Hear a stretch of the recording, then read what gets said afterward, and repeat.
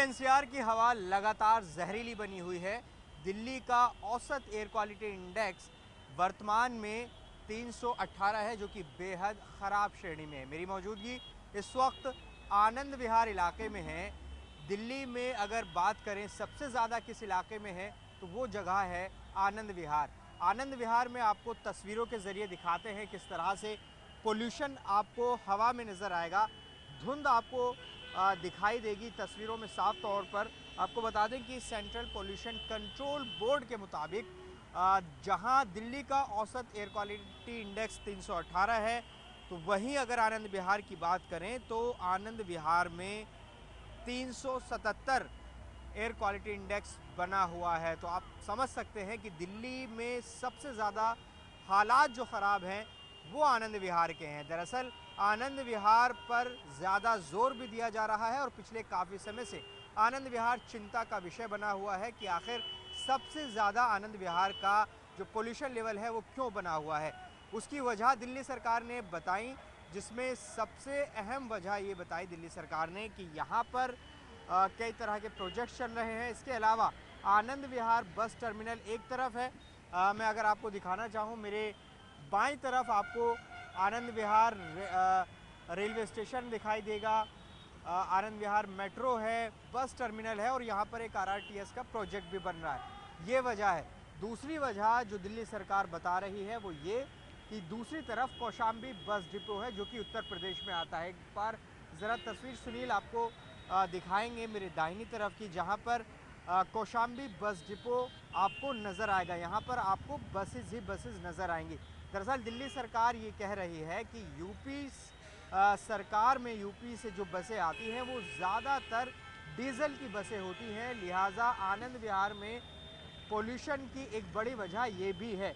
और दिल्ली सरकार ने यूपी सरकार से अपील की है, निवेदन किया है कि वो सर्दियों तक इलेक्ट्रिक या सीएनजी बसें ही यहाँ पर चलाए। तो ये आप देख सकते हैं कौशाम्बी बस डिपो। और ज़रा एक बार तस्वीर आनंद विहार की इस मेन रोड की देखिए, कितना ज़्यादा ट्रैफिक है।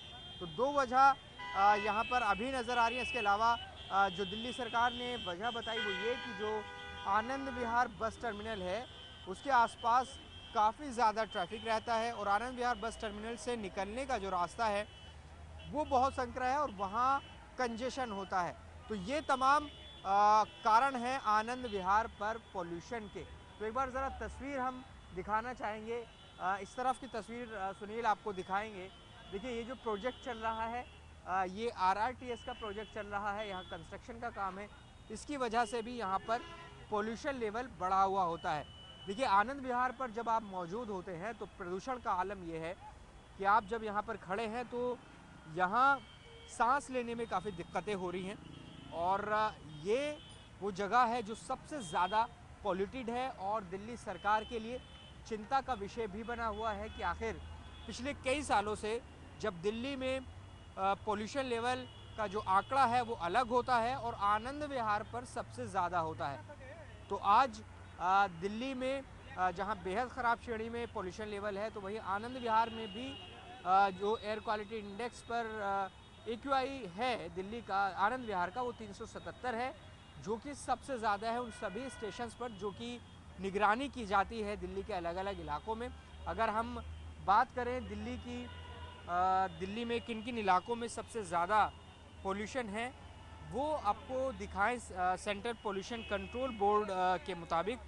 तो वो तस्वीर आप एक बार देखिए किस तरह से जो दिल्ली के ज़्यादातर स्टेशंस हैं वो रेड नज़र आएंगे। एक बार कैमरा जूम करके सुनील आपको यहाँ पर दिखाएंगे। देखिए जो ज़्यादातर स्टेशंस आपको नज़र आएंगे वो रेड नज़र आएंगे। अलीपुर, आनंद विहार में देखिए अब 382 हो गया, अपडेट हो गया आंकड़ा।